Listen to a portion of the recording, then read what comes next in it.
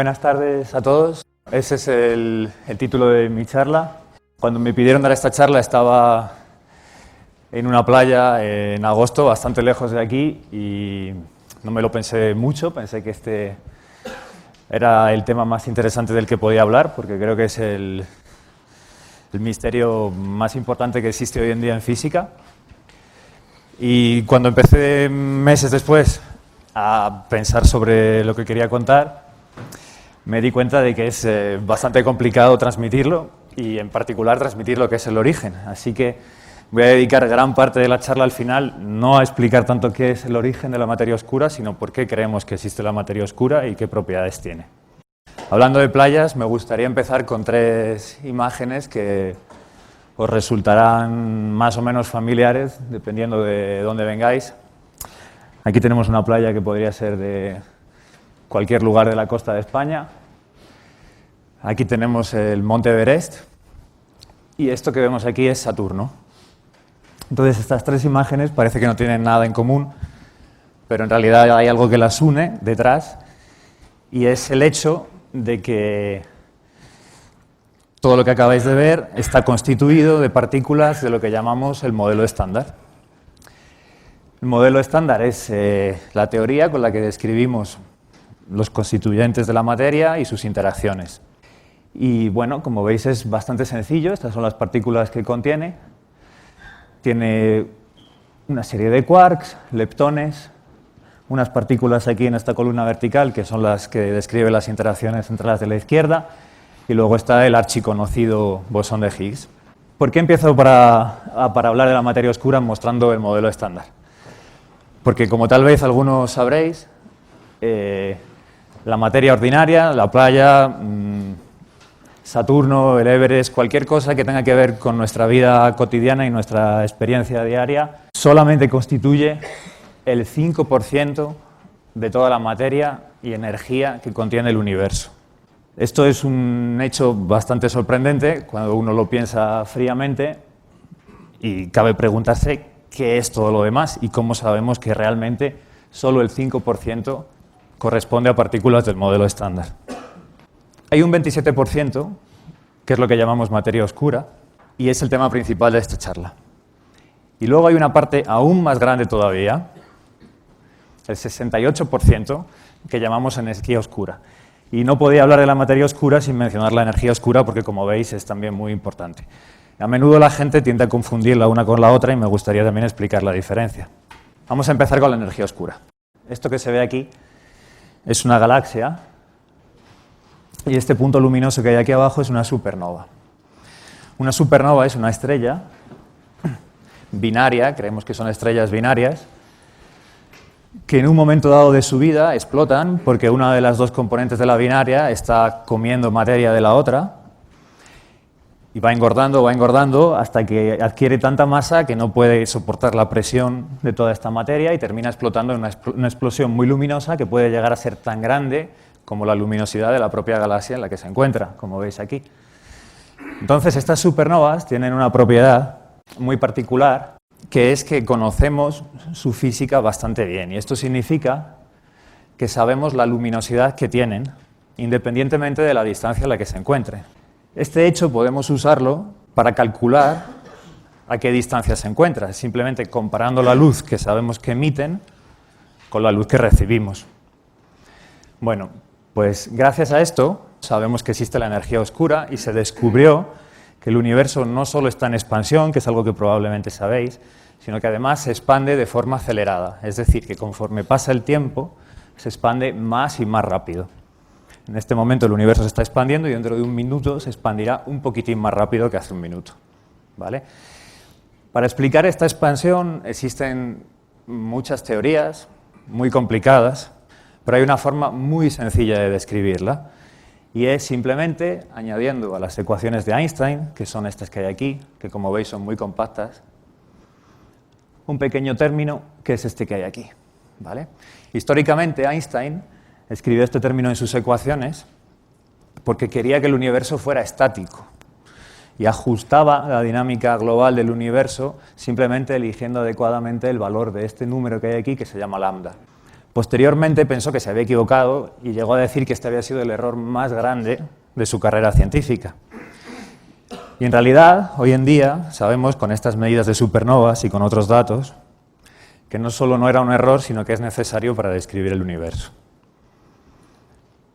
Bueno, como hay una solución muy sencilla para la energía oscura y la charla realmente va sobre la materia oscura, no hablaré mucho más de la energía oscura, simplemente quiero que os quedéis con esta idea de que hay una parte del universo que no sabemos qué es, que hace que se expanda de manera acelerada y que se puede explicar de manera muy sencilla con un número que, aunque no sabemos muy bien cómo explicar su valor, nos permite describir las observaciones.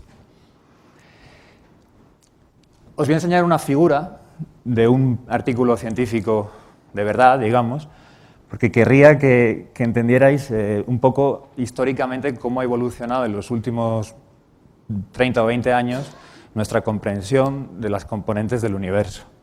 Lo que muestro en este eje es la cantidad de energía oscura que hay en el universo, y lo que se muestra en este eje es la cantidad de materia, incluyendo en particular la materia oscura. La intersección de estas figuras de colores que aparecen aquí, lo que nos dice es, en el punto en el que se intersecan, qué cantidad de materia oscura y de energía oscura contiene el universo. Hace incluso no muchos años, las regiones estas de colores tenían un tamaño mucho más grande que el que tienen actualmente, y había una incertidumbre muy grande sobre la cantidad de materia oscura y de energía oscura. De hecho, ni siquiera sabíamos que el universo se expandía de manera acelerada. Hoy en día, gracias a estos datos de aquí, que son los de supernovas, y otros datos, como por ejemplo los del fondo cósmico de microondas, de los que hablaré más tarde, podemos constreñir con mucha precisión cuál es la cantidad de materia oscura y de energía oscura que hay en el universo. Entonces, como os estaba diciendo al principio, prácticamente el 70% de toda la energía y materia que hay en el universo corresponde a energía oscura, el 27% es materia oscura y el 5% es simplemente la materia ordinaria que corresponde al modelo estándar y de la cual estamos hechos nosotros. Y ahora me voy a ocupar en concreto de la materia oscura, que es, en mi opinión, probablemente el tema en el cual en los próximos años es más probable que haya un descubrimiento. Uno puede plantearse varias preguntas. La primera de todas es ¿dónde está esta materia oscura? ¿Qué propiedades tiene? ¿Y cómo podemos detectarla? Las primeras informaciones que obtuvimos observando el cielo sobre la existencia de la materia oscura se remontan a los años 1930, 1940 y vienen de la observación de cúmulos de galaxias. Esto que veis aquí es el cúmulo Coma, que contiene unas 1000 galaxias, y hubo un señor, un astrónomo de origen suizo, que se llama Fritz Zwicky, que se puso a estudiar la dinámica de las galaxias en el cúmulo. La dinámica de las galaxias obedece una ecuación que se llama el teorema del virial, que relaciona la velocidad con la que se mueven las galaxias con la cantidad de materia que contiene el cúmulo. Es una ecuación de balance. Básicamente nos dice la energía gravitatoria del cúmulo tiene que ser igual o aproximadamente igual a la energía cinética, es decir, de movimiento de las galaxias en el cúmulo.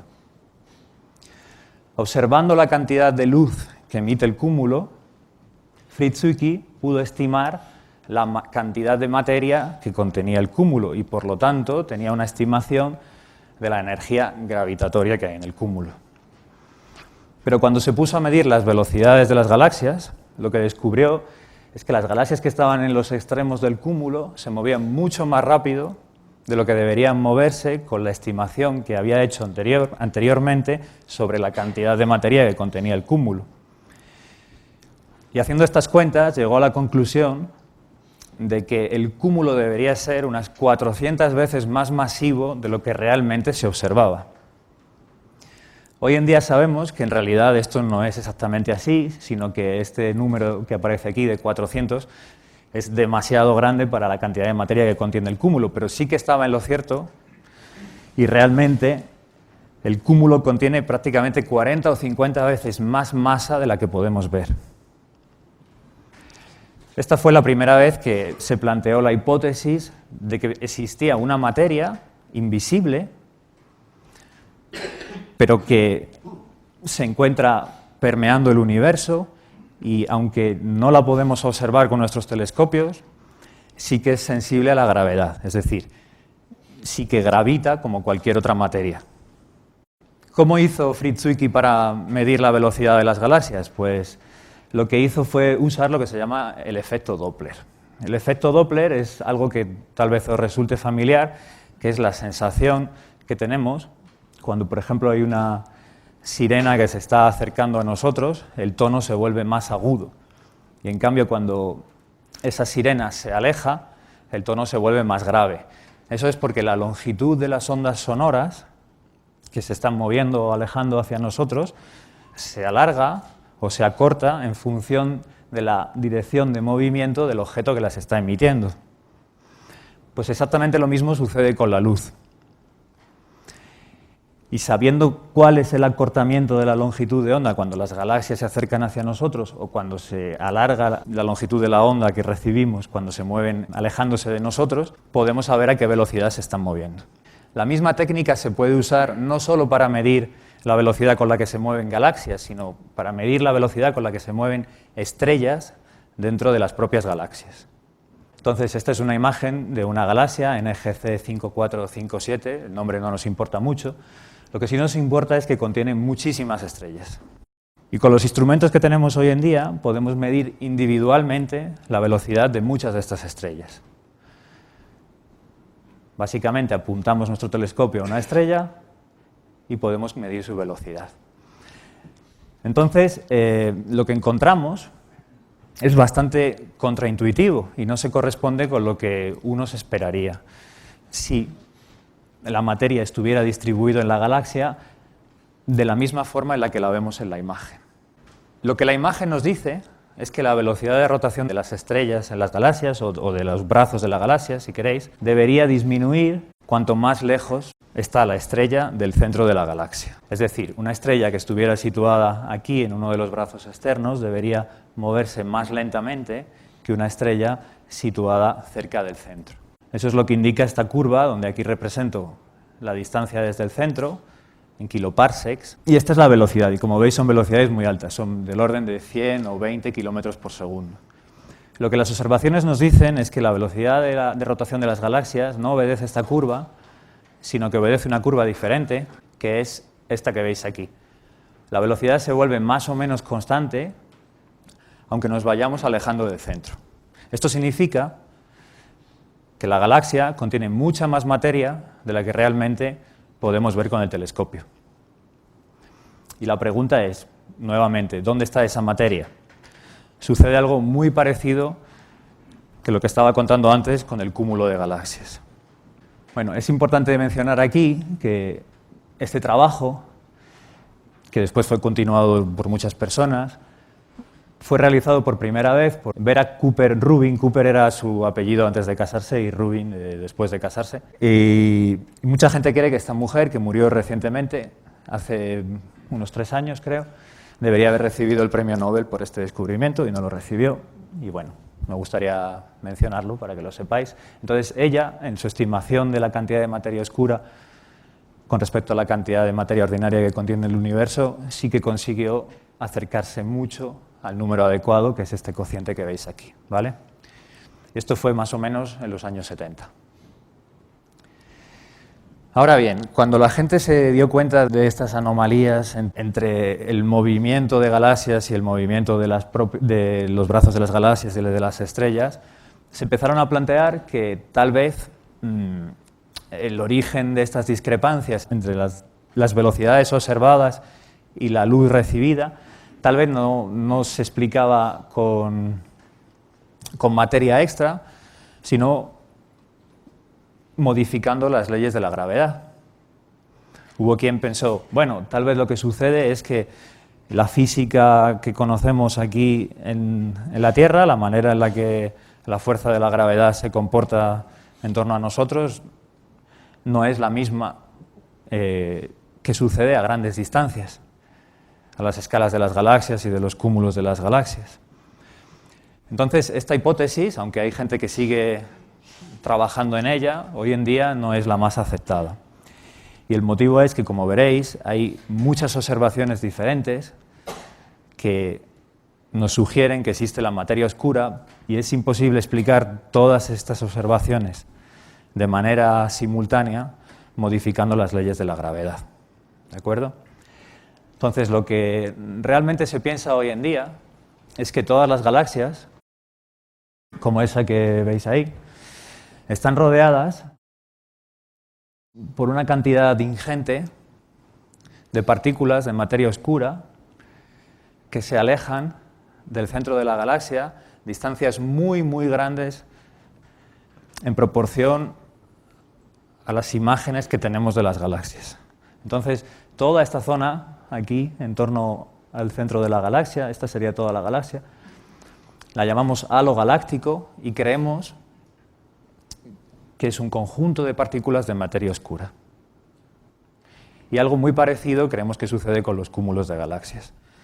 Entonces, la cuestión que ahora nos planteamos es, bueno, ¿qué clase de partículas son estas que no podemos ver, pero que sí sienten la atracción gravitatoria? Como os decía, hay muchas otras evidencias de la existencia de la materia oscura. Por ejemplo, no sé si lo sabíais, pero la propia luz puede sentir la fuerza de la gravedad. De hecho, esto fue lo que sirvió para confirmar por primera vez la teoría de la relatividad general de Einstein.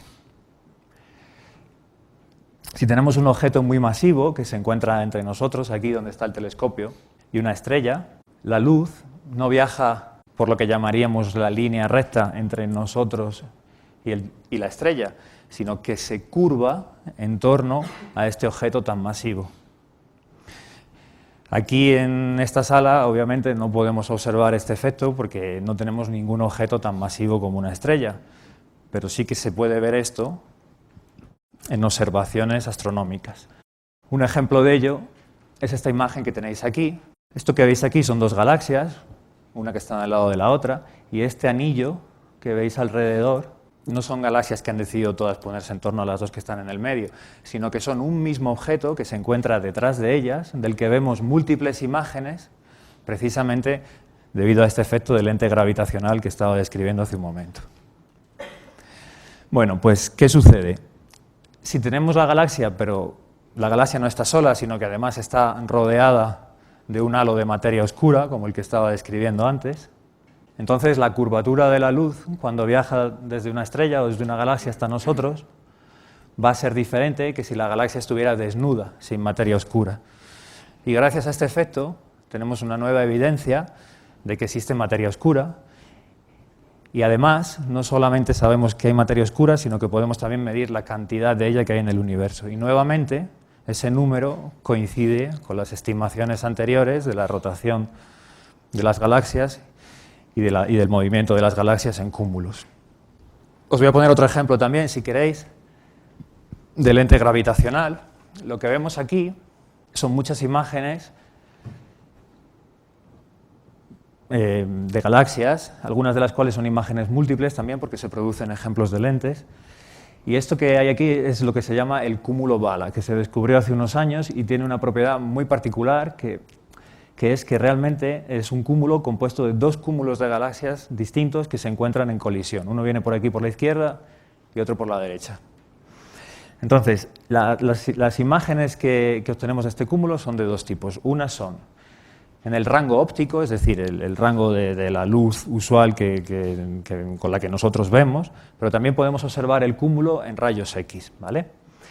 Y cuando lo observamos en rayos X, nos damos cuenta que la materia que emite esos rayos X está localizada en unas zonas muy particulares del cúmulo, que no se corresponden exactamente con las zonas del cúmulo que son más masivas, porque son las zonas en las que hay más imágenes múltiples de galaxias.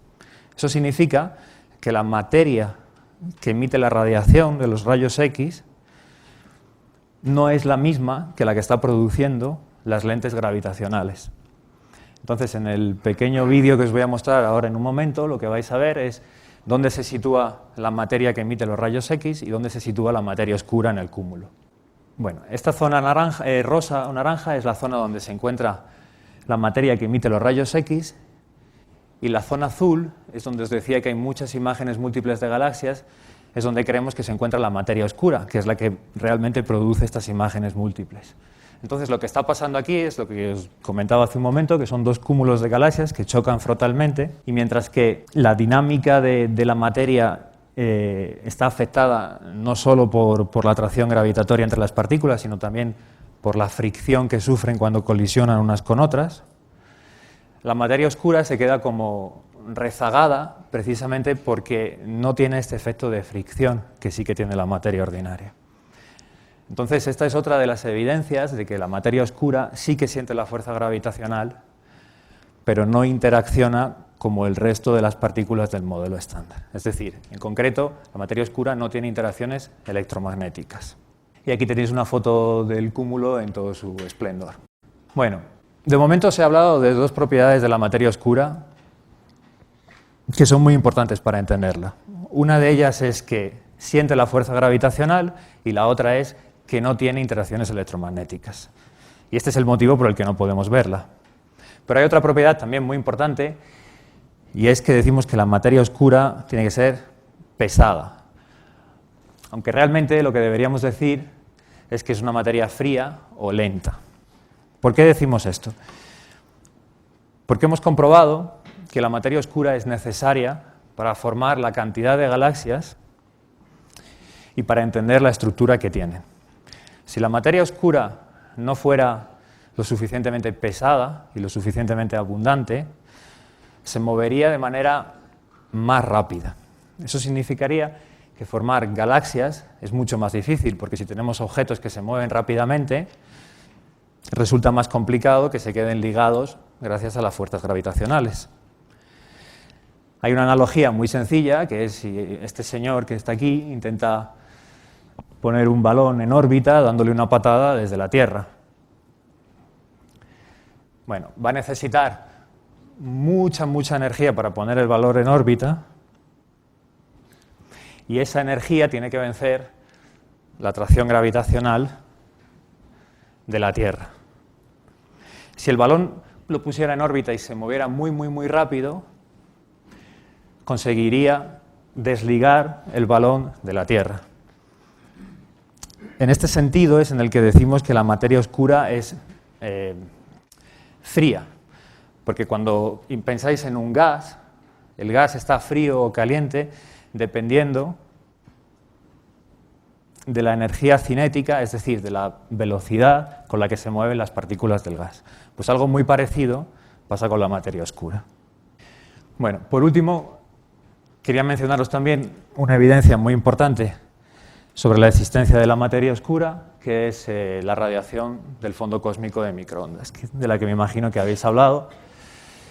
En los últimos 30 o 40 años ha habido una serie de experimentos que nos han permitido medir esta radiación con muchísima precisión, empezando por el satélite COBE, después con WMAP, que es este que está aquí, y después Planck, que es el más reciente. El fondo cósmico de microondas podéis imaginarlo como una foto del universo cuando tenía una edad muy temprana, unos 300.000 años, simplemente después del Big Bang. El universo tiene miles de millones de años. Entonces, el universo, cuando nació, por decirlo de algún modo, suponemos que estaba muy caliente y en un estado muy denso. Al expandirse, el universo se fue enfriando, y eso hizo que los electrones, los protones y los neutrones que se encontraban en el universo pudieran juntarse unos con otros formando átomos, como los átomos de helio y los átomos de hidrógeno. Entonces, una vez que los átomos se forman, la radiación puede viajar libremente sin colisionar con los electrones que se encontraban antes desligados. Esa radiación que se libera en ese momento es lo que llamamos el fondo cósmico de microondas, y en el momento en el que se liberó tenía una temperatura muy alta, de unos 3.000 grados, pero hoy en día nos llega con una temperatura mucho más fría, simplemente debido a que el universo ha tenido mucho tiempo para expandirse y bajar su temperatura. Entonces, lo que vemos en estas imágenes, por ejemplo esta del satélite COBE, son las fluctuaciones en la temperatura del fondo cósmico de microondas. Esas fluctuaciones son del orden de una parte en 10.000, es decir, son fluctuaciones muy pequeñas en comparación con la propia temperatura del fondo cósmico de microondas. Esta fue una de las primeras imágenes que se obtuvo. Más tarde el satélite WMAP obtuvo otra todavía mucho más precisa y hoy en día tenemos esta otra del satélite Planck más precisa todavía. Por eso veis que la granularidad de la imagen va aumentando conforme aumenta la precisión de nuestras observaciones. Las propiedades de este fondo cósmico de microondas son, como os he dicho, que es una temperatura muy fría y que tiene unas fluctuaciones muy pequeñas. Pero si estudiamos la distribución espacial de las fluctuaciones en el espacio con nuestras observaciones, podemos representarlo de esta manera que veis aquí. En este eje horizontal, lo que represento son distancias angulares, que quiere decir que si cojo dos puntos cualesquiera en el cielo, puedo medir el ángulo que hay entre ellos y puedo mirar la temperatura que hay en ese punto y la temperatura que hay en ese otro punto. Y puedo hacer lo mismo en todo el cielo, siempre con el mismo ángulo, y después puedo ir variando el ángulo y hacer un mapa, o si queréis un histograma, de cuán grandes son esas fluctuaciones como función del ángulo. Como veis aquí, estos puntos rojos, que tienen unas barras de error, nos permiten describir una curva que se corresponde muy bien con nuestras predicciones teóricas. Y como veis, las barras de error en esta zona de aquí son tan chiquititas que ni siquiera se ven. Eso lo que quiere decir es que la precisión de las medidas es muy, muy buena.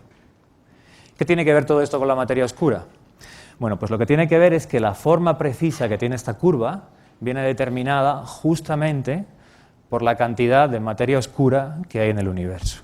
En esta animación que os voy a mostrar ahora, lo que vais a ver es la misma curva de antes, pero cómo cambiaría en función de la cantidad de materia oscura que hay en el universo.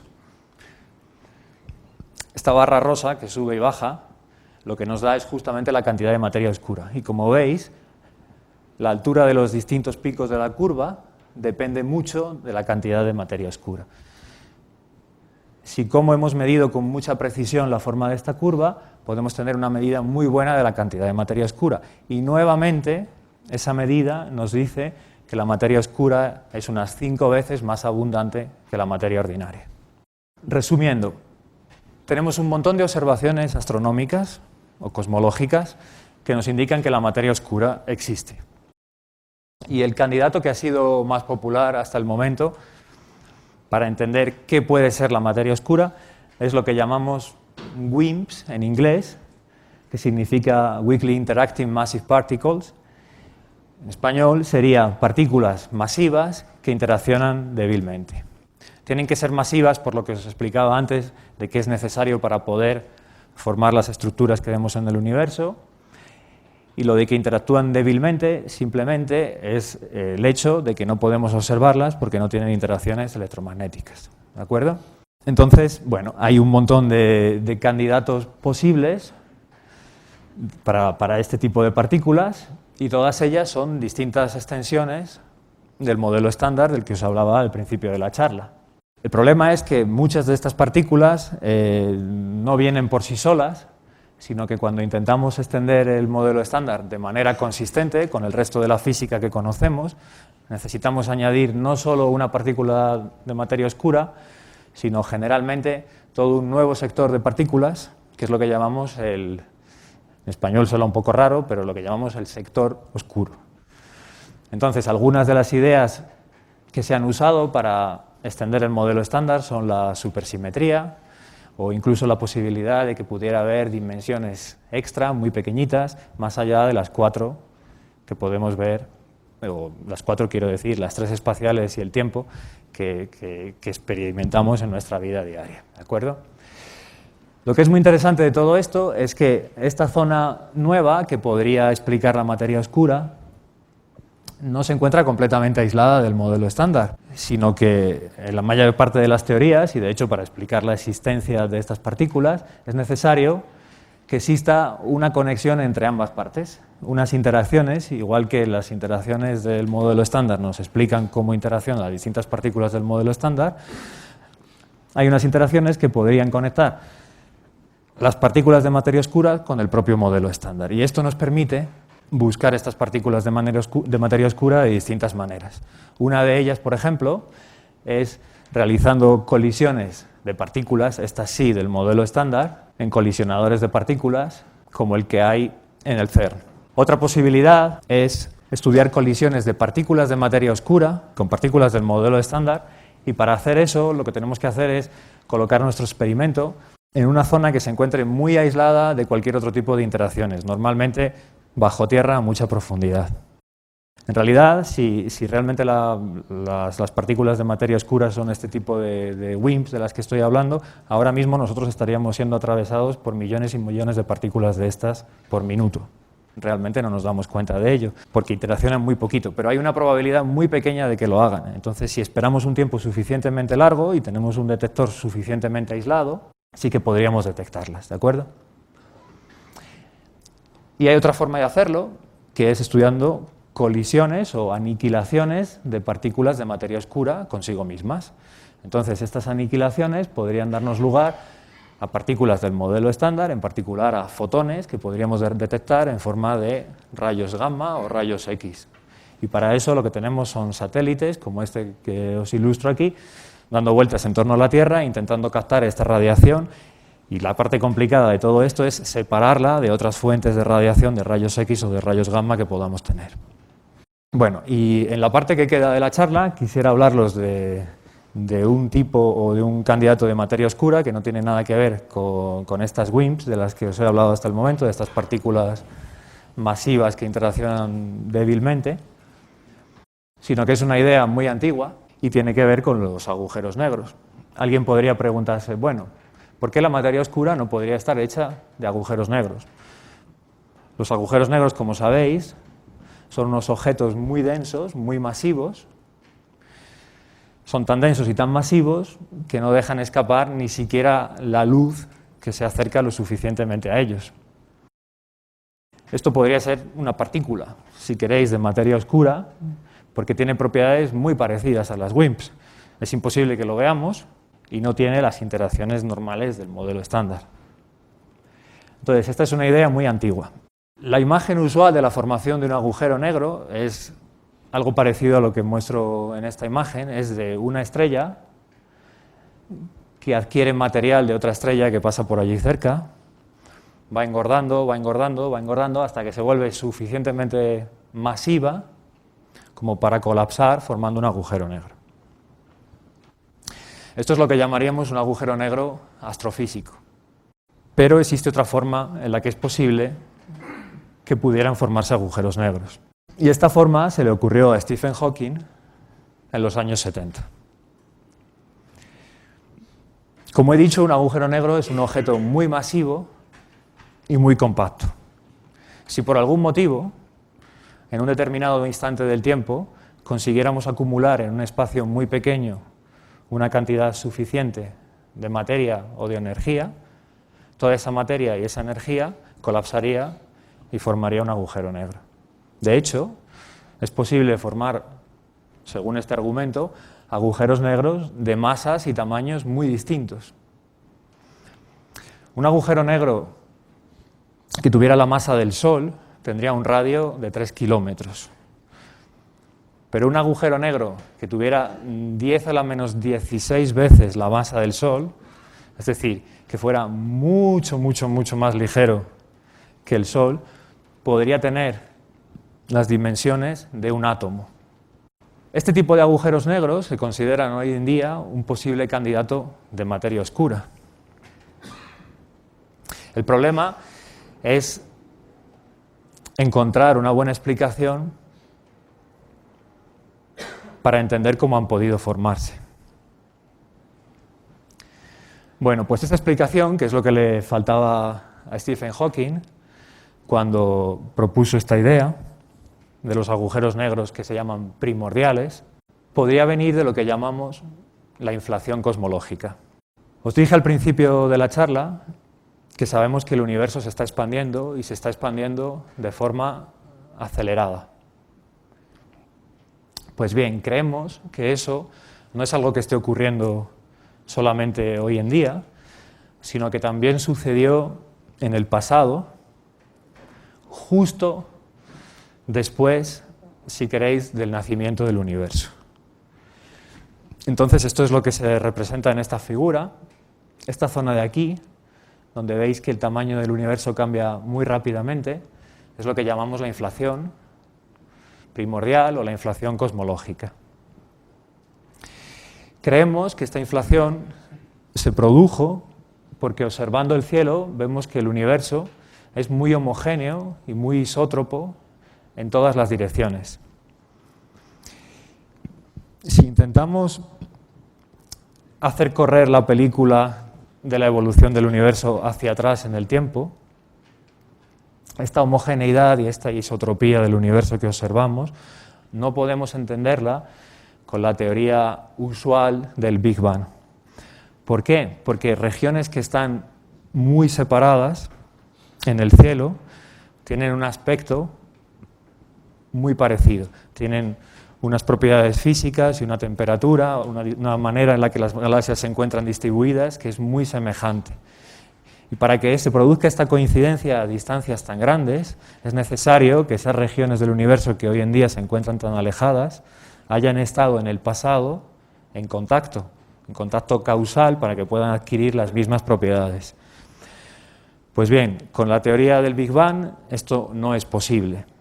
Entonces, este fue el motivo por el que se postuló la inflación. Creemos también que la inflación es realmente el origen de esas fluctuaciones pequeñas en la temperatura del fondo cósmico de microondas que os mostraba antes. Y también pensamos que es posible que algunas de esas fluctuaciones no fueran tan pequeñas como se estaba diciendo antes, sino que por motivos estadísticos es posible que fueran algunas de ellas mucho más grandes. Si estas fluctuaciones primordiales fueran lo suficientemente grandes, entonces serían lo suficientemente, potentes para formar estos agujeros negros primordiales de los que estaba hablando. Así que creemos que gracias a la inflación es posible que se hayan formado estos agujeros negros primordiales y que hoy en día nos puedan explicar también la materia oscura. Querría dejaros con esta imagen, que es la única imagen que tenemos hoy en día de un agujero negro, que se obtuvo hace poco tiempo. Esto es un agujero negro supermasivo, que no tiene absolutamente nada que ver con estos agujeros negros primordiales hipotéticos de los que estaba hablando. Pero bueno, quería simplemente dejarla aquí para que sepáis que los agujeros negros realmente existen, no son algo de ciencia ficción, y también porque es la imagen que hemos elegido para ilustrar las charlas de este ciclo de conferencias y también porque es el tema sobre el que va a hablar el próximo ponente. Así que bueno, espero que os haya gustado la charla y que sigamos todos investigando.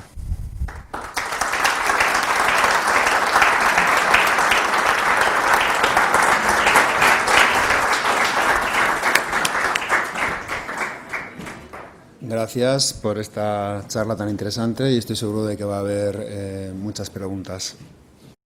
Buenos días, ha sido muy claro. Yo tengo varias preguntas que no termino porque quizá igual ustedes al entender todo no se dan cuenta del nivel de los que escuchan, por decir así.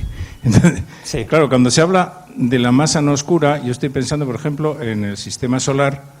Claro, lo único visible es el Sol y yo no sé, uno que esté muy lejos por ahí, si verá pues la Tierra o Neptuno, y además de haber como una especie de cinturón de asteroides. O sea, ¿con qué eso no entra dentro de la parte oscura? Eso es una cosa, ¿no? Y luego, claro, cuando ustedes hablan de la época esta primordial, pues parece que se superó la velocidad de la luz, que tampoco lo explican nunca, ¿no? Y también hay otra cosa, que cuando hablan del fondo de radiación, parece ser que estamos viendo lo que nos llega del borde del universo, no de lo que nos llega de al lado, ¿no? No lo sé eso, porque... Vale, pues empiezo por la primera. Bueno, lo que usted plantea, de hecho, es una idea que la gente consideraba antes, que es que tal vez la materia oscura podría estar compuesta, por ejemplo, por planetas o otro tipo de objetos que no emiten ningún tipo de luz, como planetas o lo que se llama planetesimales, es decir, trozos de materia que pudieran estar dando vueltas por el universo.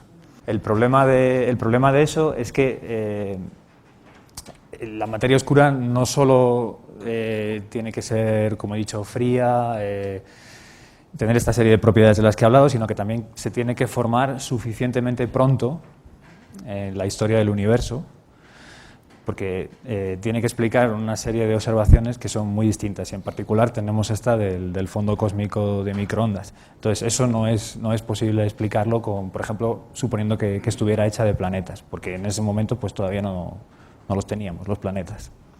¿Vale? Con respecto a la segunda pregunta, la de la expansión, me imagino que se refería a la inflación. Realmente ahí no se producen velocidades superiores a la de la luz, porque lo que se está expandiendo no es un objeto físico como por ejemplo esta copa, sino que cuando hablamos de expansión a lo que nos referimos es al propio espacio-tiempo. Entonces, si lo quiere ver de esta manera, lo que puede pensar es que un metro, mientras está produciendo la inflación, está cambiando el valor de ese metro, en un cierto sentido. O sea, lo que está cambiando, técnicamente hablando, es la métrica del espacio-tiempo. Entonces, no hay ningún tipo de señal o de objeto que se esté moviendo en ese universo a velocidades superiores a la de la luz, a pesar de que se produzca la inflación. Y la última pregunta, realmente no es algo que o sea, es una radiación que nos viene desde muy lejos o desde muy atrás en el tiempo, si prefiere verlo así, porque usted sabe cuando miramos hacia el universo realmente estamos viendo, por ejemplo, las galaxias, no como son ahora mismo, sino como eran hace muchos miles de millones de años. Pues exactamente lo mismo pasa con esta radiación de fondo. En el momento en el que fue emitida era muy caliente y tenía una temperatura muy alta. Ahora cuando nos llega a nosotros está más fría y por eso tiene un color diferente, y efectivamente es una foto del universo primitivo o de cómo era hace mucho tiempo. Sí. Esos emisores, sí, puede pensar prácticamente están, si quiere, en el extremo aproximadamente del universo observable. Muchas gracias por la conferencia. Respecto de los agujeros negros primordiales, ¿qué forma tenemos de poder ver si esta teoría es verdad o no? ¿A través de algún vestigio en el fondo cósmico de microondas o a través del LIGO o Virgo? Hay pues ambas maneras, por ejemplo. Sí. De hecho, depende mucho de la masa que tengan estos agujeros negros. Como decía, mientras que los agujeros negros astrofísicos creemos que tienen que tener masas de unos ciertos valores por los procesos a través de los cuales se producen, con los agujeros negros primordiales es un poquito diferente, porque su masa realmente de lo que depende es básicamente del momento de la historia del universo en el que se producen, es decir, del momento en el cual estas fluctuaciones tan grandes, estas concentraciones tan grandes de materia y energía tienen lugar. Entonces, como decía, puede haber agujeros negros primordiales muy masivos, más masivos que el Sol, o muy ligeros. Entonces, dependiendo de la masa, el tipo de observaciones que nos pueden ayudar a detectarlos son muy diferentes. Por ejemplo, los agujeros negros masivos del orden de la masa del Sol o de 10 o 30 o 40 o 50 masas solares se podrían detectar con observaciones de ondas gravitacionales. Cuando dos de estos agujeros se encuentran, pues se unen formando un único agujero negro y pierden parte de su masa en forma de radiación gravitacional. De hecho, esta idea de la que he hablado al final, de que la materia oscura pudiera ser constituida por estos agujeros negros, ha renacido, digamos, últimamente, precisamente porque cuando los observatorios de ondas gravitacionales como LIGO o Virgo detectaron hace poco ondas gravitacionales, hubo gente que propuso que tal vez se correspondían a agujeros negros primordiales y no astrofísicos. Sin embargo, si la materia oscura estuviese compuesta de agujeros negros de esa masa, el número de eventos que estos observatorios de ondas gravitacionales deberían detectar es mucho más alto de lo que realmente se está detectando. Entonces, por eso pensamos que si realmente son eventos de colisiones de agujeros negros primordiales, esos agujeros negros solo serían una parte muy pequeña de la materia oscura. Eso por lo que respecta a los agujeros negros masivos. Y luego, según vamos disminuyendo su masa, hay una serie de observaciones que podemos hacer que podrían permitir identificarlos. Algunas de ellas son estos efectos de lente gravitacional de los que he hablado, y otros pueden ser, por ejemplo, distorsiones en el fondo cósmico de microondas. Sí. Cuando has hablado de los candidatos a componentes de la materia oscura, has hablado de las WIMP Sí. y de los agujeros negros primordiales. Sí. ¿Qué pasa con las partículas, los acciones, que son pesadas e interaccionan con una interacción fuerte? Bueno, lo que pasa con los acciones es que la charla ya era muy larga y realmente me hubiera gustado poder hablar de ellos, pero no los he incluido solo por ese motivo. Efectivamente, son otro candidato muy interesante, pero no se piensa que los acciones, al menos en su versión más común, digamos, sean partículas pesadas, sino que al contrario, se cree que son partículas muy ligeras. Y la manera de detectarlos es a través de su interacción con la radiación electromagnética, con fotones. Para el resto de la gente, los acciones son otro candidato de materia oscura que fueron propuestos originalmente no como una explicación de la materia oscura, sino para resolver un problema técnico del modelo estándar, que es por qué el modelo estándar tiene una simetría que resulta estar ahí, digamos, de manera accidental. Hay un número en el modelo estándar que es muy pequeño, no sabemos explicar su valor, y la manera de entender el valor de ese número que nos resulta más atractiva es suponer que existe una nueva partícula, que es lo que mencionaba este señor, que se llama acción, y esa nueva partícula podría ser también un candidato de materia oscura. Entonces, realmente, la verdad es que no sabemos qué es la materia oscura, y tal vez es posible que la materia oscura no esté hecha simplemente de un único tipo de partícula, de la acción o las WIMPs, o tal vez no sea únicamente agujeros negros primordiales, sino que es posible que sea una combinación de distintas, de todas estas cosas, ¿no? Tal vez haya como cuando uno hace un pastel, pues tiene distintos ingredientes, pues tal vez la materia oscura también tenga distintas componentes, no solo una. Hola, buenas tardes. Gracias por la conferencia, muy interesante como todas. Mi pregunta es la siguiente. Corríjame si me equivoco porque soy profano en la materia, pero bueno. La materia oscura facilita la cohesión de lo que es la materia ordinaria que nosotros vemos, ¿no? Por ejemplo, llámese los cúmulos, supercúmulos, galaxias, nebulosas, etcétera. Sí.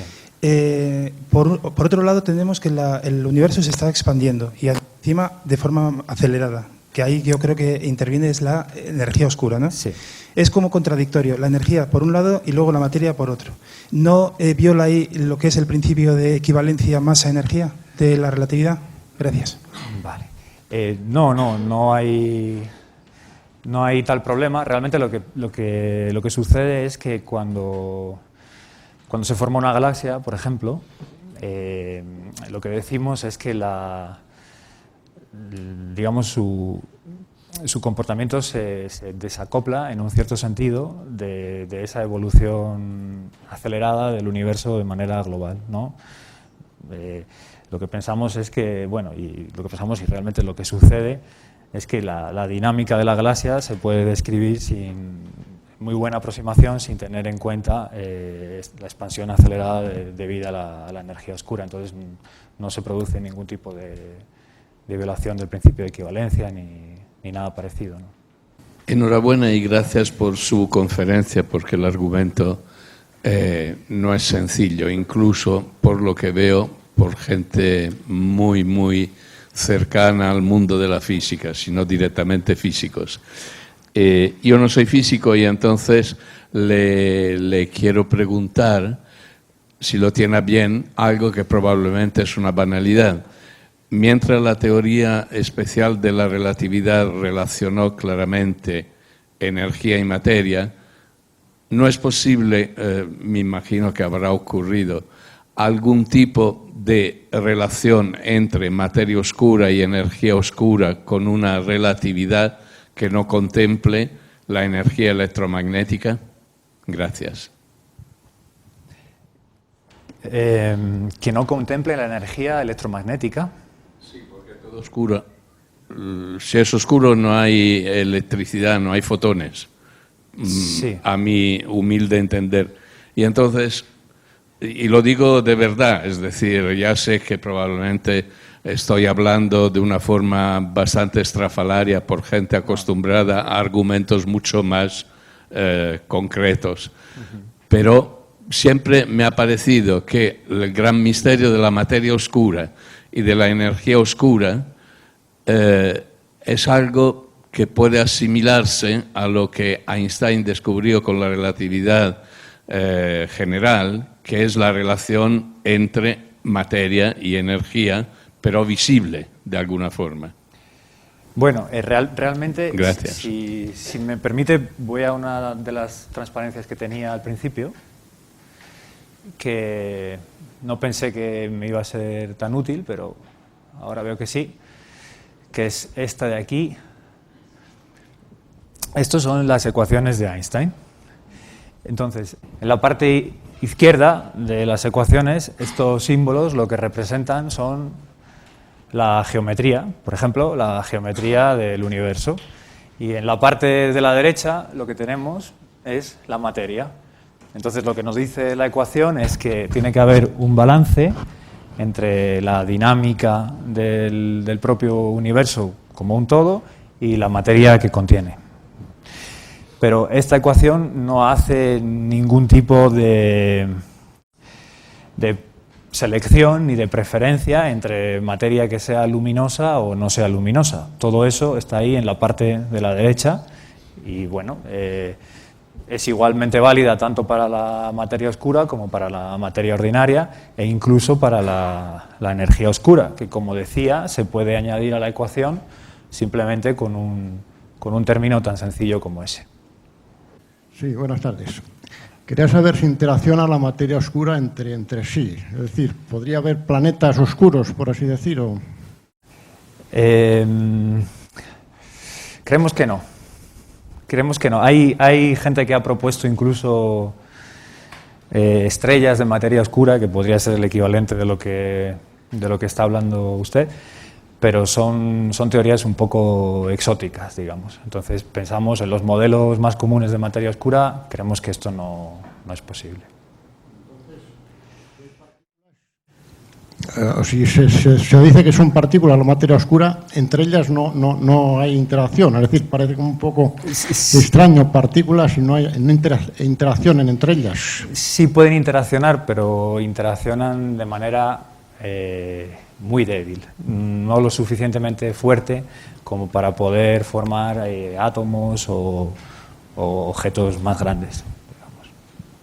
Sí, era respecto a incorporar a la materia oscura el modelo estándar, a qué campo pertenecería la materia oscura y si se podría deducir más o menos cuál sería el spin o incluso si podría relacionarse la materia oscura con el gravitón, dado que solo se sabe que actúe gravitacionalmente. Bueno, pues con respecto a la primera parte, ¿qué campo correspondería? En ese sentido sería su propio campo, sí.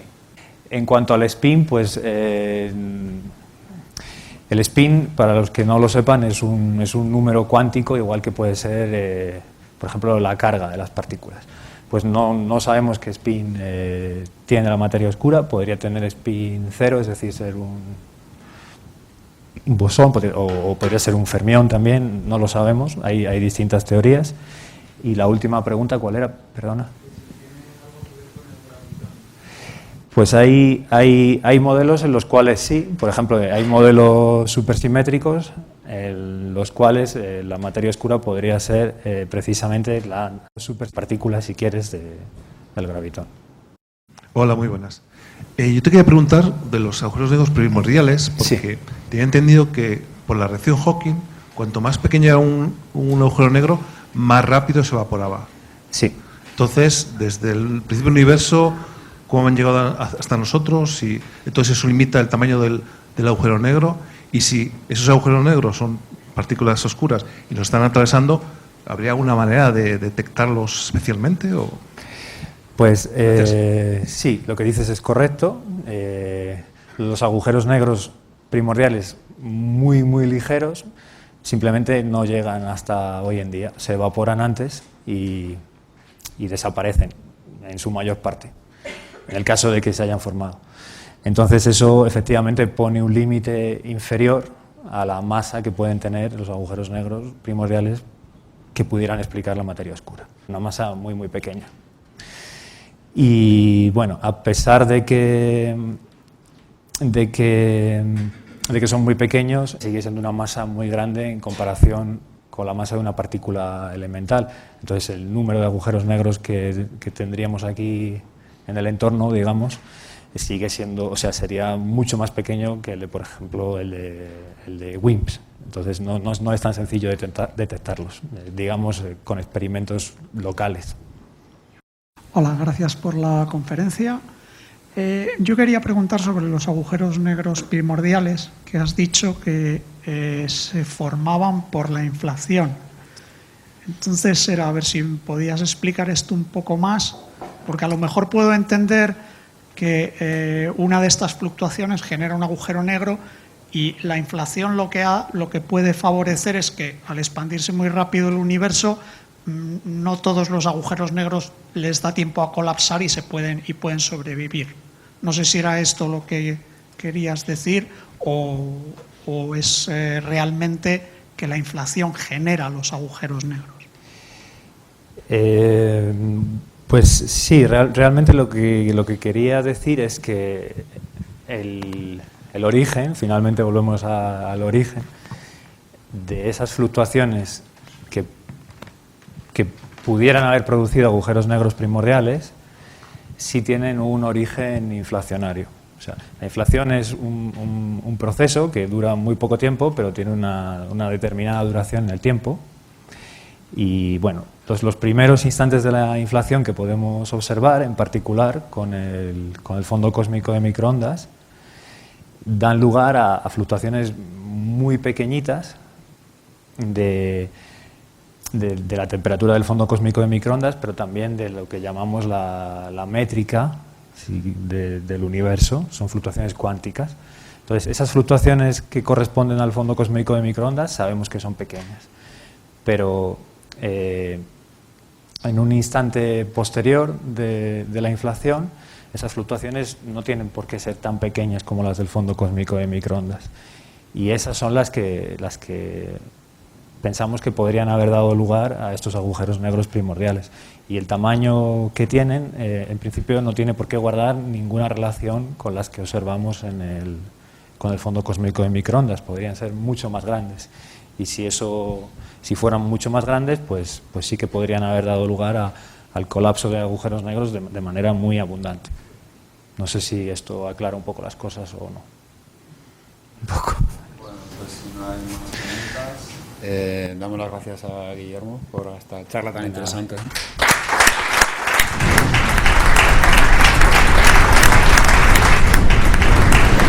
Onda.